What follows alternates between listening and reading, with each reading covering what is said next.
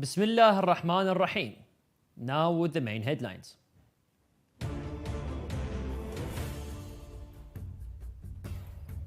Shia Muslims begin mourning ceremonies in commemoration of Sayyidah Sukaina's death anniversary.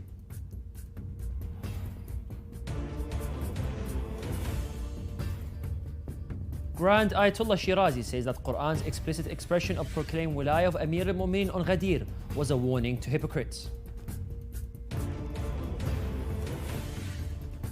The Askariyin Holy Shrine covered in black in commemoration of Imam Hassan al-Askari's martyrdom.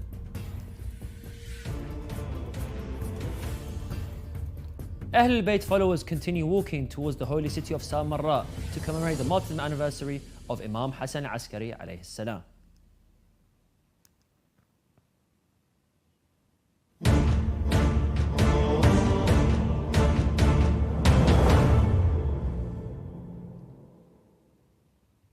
Assalamu alaikum wa rahmatullahi wa barakatuh, dear viewers. This is Yunus Dawood and you're watching Shia Waves live from Imam Hussein TV 3.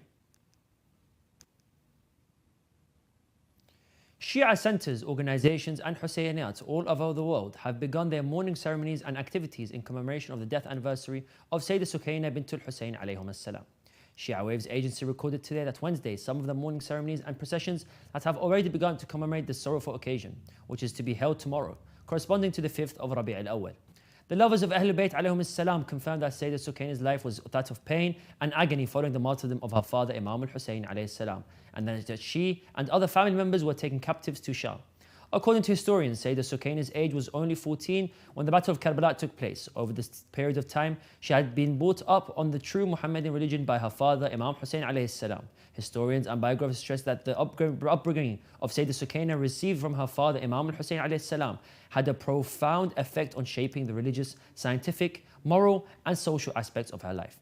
They add also that Sayyidah Sukaina alayhi salam lived for around 70 years and she was the most prominent woman amongst of her time, as she enjoyed the time full of knowledge, fiqh and social activities. It should be mentioned that Sayyidah Sukaina alayhi salam died in the year 117 after Hijrah, and Imam al-Sadiq alayhi salam buried her in the cemetery of Baqi' in the holy city of Medina.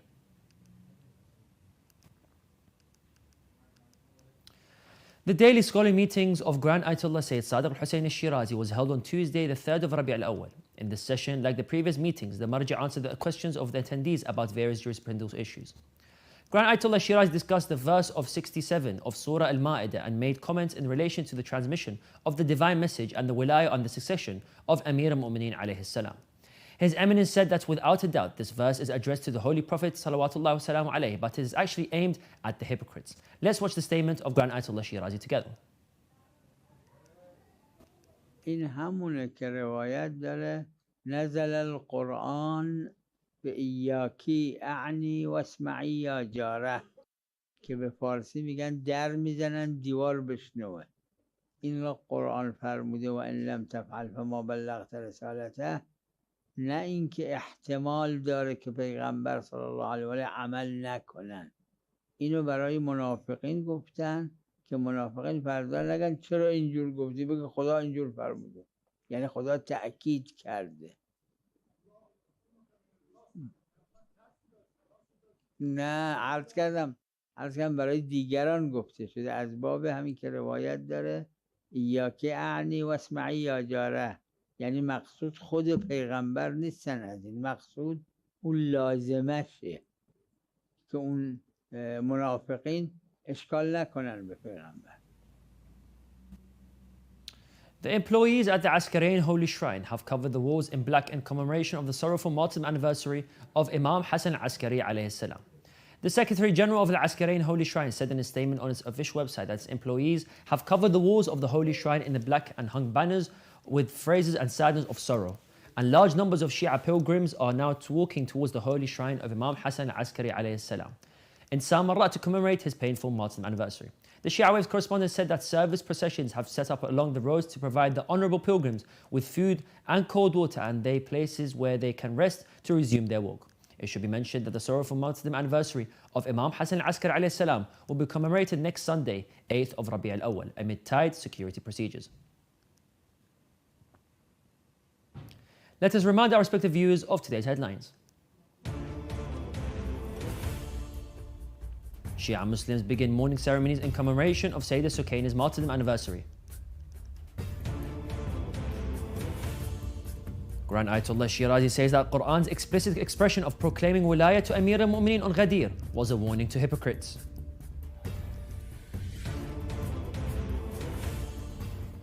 The Askariyin Holy Shrine covered in black in commemoration of Imam Hassan Askari's martyrdom. Also tonight,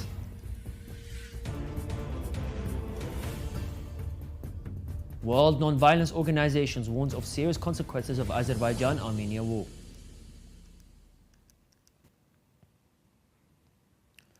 The loyal followers of Ahlul Bayt alayhim salam continue their walk towards the holy shrine of Imam Hassan al-Askari alayhi salam in the holy city of Samarra to commemorate his painful martyrdom anniversary.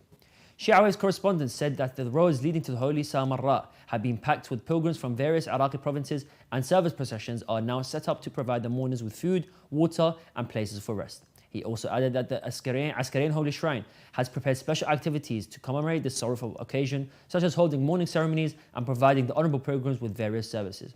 He emphasized that visiting the holy shrines of Ahlul Bayt alayhim salam is a ritual that Shia Muslims are committed to performing around the year to renew their pledge of allegiance to the Holy Prophet and his pure family alayhim salam.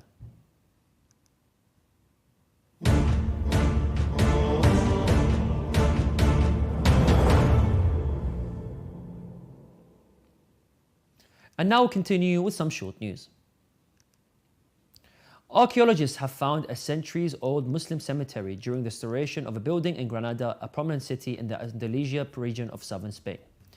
Archaeologist Amjad Suleiman, who is conducting research on the Andalusian Islamic civilization, said that they unearthed one of 8 Muslim cemeteries in the city during excavations on the grounds of the building in the center of Granada, in the area known as Bab al-Fukarin, at Potter's Courtyard. Suleiman said also that they has also so far uncovered the remains of more than 40 Muslims in the Potter Cemetery, and that a total of 150 Muslims were thought to be buried in a small area. He explained that they understood that the human remains belonged to Muslims by inspecting the way they were buried and the objects around them, adding that during the dig, they reached 3 underground layers of graves along with many pieces of pottery with Arabic inscriptions.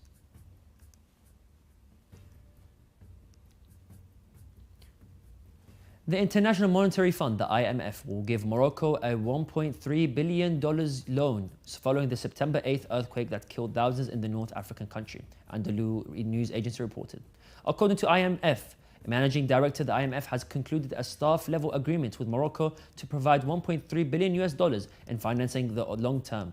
Cristina Granavilla said that, however, the loan will still need to be approved by the IMF board during its annual meetings in the Moroccan city of Marrakesh on October the 9th to the 15th.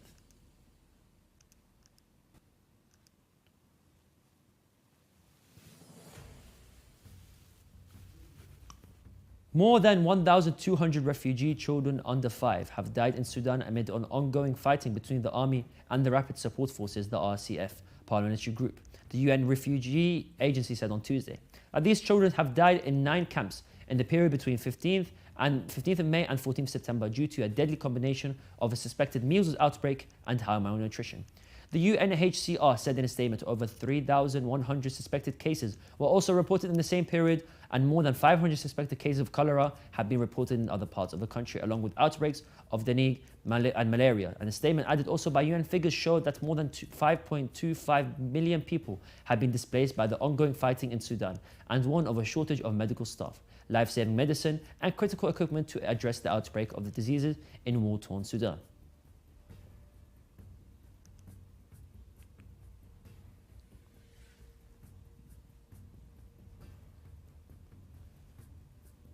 The Andros Gogin Bank has become the first institution in Maine, US to offer Islamic interest-free mortgage that plans that comply with Islamic and other religious injunctions prohibiting usury. In one module, the buyer and the financial purchase a property together and became co-owners. The buyer then pays back the financial share over time. Instead of interest, the buyer pays an added fee for exclusive use of the property. Andros Gogin has seen an immense demand for Islamic mortgages, especially as the state's Muslim community grows. Civil society activists and non-governmental organizations in Sudan have called for demonstrations to stop the devastating conflict between the Sudanese Armed Forces, the SAF, and the Parliamentary Rapid Support Forces, the RCF, on Tuesday. They called on the international community concerned about maintaining peace and security in Sudan to condemn the crimes committed by both sides of the conflict and to hold them accountable. In an open letter addressed to the United Nations, the African Union, the Intergovernmental Authority on Development, the IGAD, the European Union and the Persian Gulf Cooperation Council, these activists and organizations accuse both sides of committing grave crimes against humanity. They also accuse the Sudanese Islamic government of failing to protect the remnants of the previous regime from the heinous crimes they are currently committing, including bombing of innocent civilians. Adil Abdul Baqi, head of the National Initiative Group to Resolve the Sudan Crisis, said the call is made as a part of efforts of Sudanese civil society organizations to stop the war and support the process of social peace and democratic transformation in the country until the conflicting parties commit to a 30-day ceasefire to implement a comprehensive national dialogue to solve the ongoing crisis.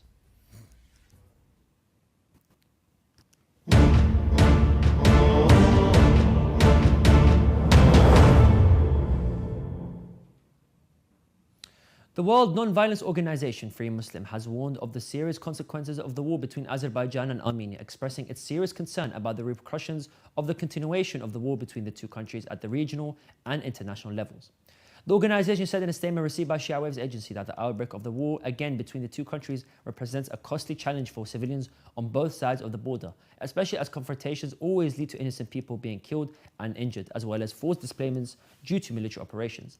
Free Muslim pointed out that the great responsibility lies with the international community to stop the war urgently and immediately and not to allow its expansion any further, calling on all governments and international and humanitarian organizations to act urgently to stop the battles before the expansion of diffusing the crisis and putting pressure on the parties to cease fire. The non-violence organization referred to the disastrous situation the international community is experiencing due to the ongoing wars in Eurasia and Africa, as well as the unrest in many countries, stressing the importance of siding with peace and working to spread it by stopping the ongoing wars and searching for solutions based on negotiations and peaceful methods to address existing problems. Hundreds of women in Afghanistan believe that the United Nations should not recognize the Taliban government until women's access to work and education is restored, according to a new survey reported by VOA. About 46% of the 592 Afghan women who spoke to UN surveyors in July said that the world body should not recognize the Taliban as the government of Afghanistan under any circumstances. Half of the survey respondents said that the recognition of the Taliban government should be determined based on tangible improvements in women's rights, including their rights to education and work. Survey respondents expressed concern that recognition would only encourage the de facto authorities to continue to become stricter in the policies and practices against women and girls. The UN Assistance Mission to Afghanistan, the UNMA, said in a report on Tuesday that the Taliban's appeals for international recognition have met with resounding calls for change and respect for human rights. We have reached the end of today's Shia Waves show. Let's remind our viewers of today's headlines.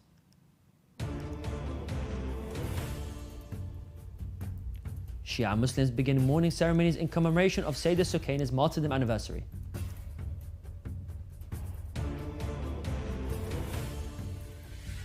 Grand Ayatollah Shirazi says that Quran's explicit expression of proclaiming wilayah of Amir al-Mu'mineen on Ghadir was warning to hypocrites.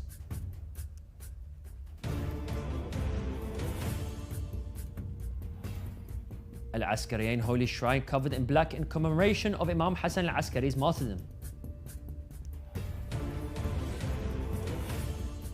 Ahlul Bayt followers continue walking towards the holy city of Samarra to commemorate the martyrdom anniversary of Imam Hussein al-Askari alayhi salam.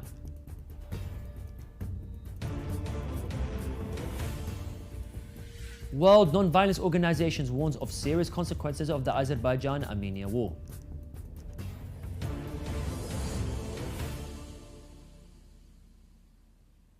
And Afghan women's rights crucial for Taliban recognition, says UN survey.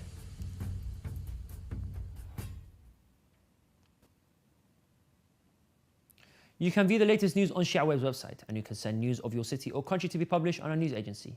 Contact us on the numbers at the bottom of the screen. This is the end of today's news. Thank you for watching, and we pray to Allah the Almighty to hasten the reappearance of the Master of our time. Wassalamu alaikum wa rahmatullahi wa barakatuh.